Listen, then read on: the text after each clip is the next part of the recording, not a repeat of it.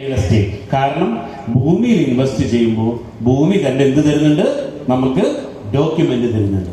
അപ്പോ നമ്മുടെ real estate പ്രത്യേകത എന്താണ്? എന്താ പ്രത്യേകത?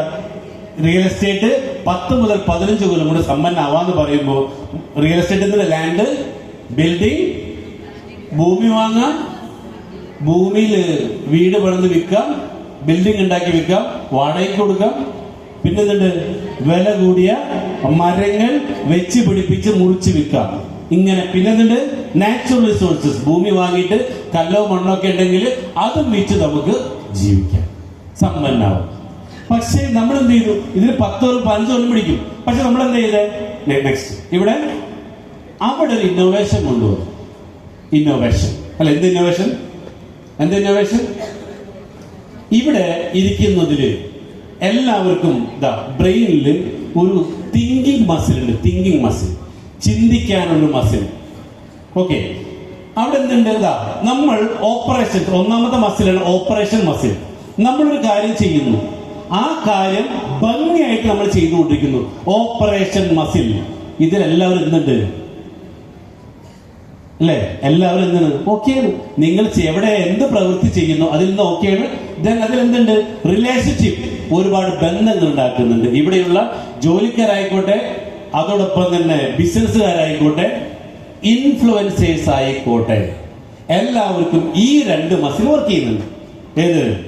ഓപ്പറേഷൻ മസിൽ ഓക്കെയാണ്, റിലേഷൻഷിപ്പ് മസിൽ ഓക്കെയാണ്. പക്ഷേ ഈ 2 മസിൽ വർക്ക് ചെയ്യുന്നില്ല. എന്താണ്? മൂന്നാമത്തെ മസിലിന്റെ പേരാണ് ഇന്നോവേഷൻ മസിൽ. എന്താണ്? പുതിയത്, ആരും ചെയ്യാത്തത്. ആരും ചെയ്യാത്തത് അല്ലെ? ഇപ്പൊ ഇവിടെ യൂട്യൂബേഴ്സ് ഇരിക്കുന്നുണ്ട്. എന്താ ഗുണം? നിങ്ങൾക്ക് പലയിടത്തും പരസ്യം ചെയ്ത പൈസ കിട്ടും. പക്ഷെ എന്താ കുഴപ്പം? എല്ലാരും ചെയ്യുന്നു. എല്ലാരും ചെയ്യുമ്പോ എന്തോ ഡിമാൻഡ് ഇല്ല. കിട്ടിയ വില അല്ലെ, കപ്പിച്ച എമൗണ്ട് കിട്ടിയിട്ട് ജീവിച്ചു പോവാം. അങ്ങനെ പറ്റുള്ളൂ അല്ലെ? ലിയാസ് സാർ, മുനീർ അല്ലെ? അല്ല മുനീറെ, നമുക്ക് എന്താണ് ഇൻഫ്ലുവൻസ് ആയിട്ട് എന്തേ കിട്ടുള്ളൂ? ഒരു വീഡിയോ ചെയ്ത 5-10 രൂപ കിട്ടി അല്ലെ? അതുകൊണ്ട് നമുക്ക് മറ്റു മേക്ക് ഓവർ കാര്യം നടത്തുമ്പോൾ എന്ത് ബാക്കി ഉണ്ടാവും അല്ലെ? പക്ഷെ എന്ത് വേണം? ആരും ചെയ്യാത്താണെങ്കിലോ? ഇപ്പൊ യൂട്യൂബർ ആയിട്ട് ഇവിടെ മുനീർ മാത്രമേ ഉള്ളൂ. അപ്പൊ എന്തുണ്ട്? മുനീർ ഇൻഫ്ലുവൻസർ വരുന്നു, 10 ലക്ഷം രൂപ ഒരു ജ്വല്ലറിയുടെ പരസ്യം മേടിച്ചുകൂടാ. പക്ഷെ ഇപ്പൊ എന്താ കുഴപ്പം? മുനീർ 10 ലക്ഷം പറഞ്ഞ പിന്നാലെ 5000 രൂപ ആളുണ്ട്. അവിടെ എന്തില്ല? Innovation muscle പ്രവർത്തിച്ചിട്ടില്ല. ഇതിനെന്ത് വ്യത്യസ്തത കൊണ്ടുവരാൻ പറ്റും?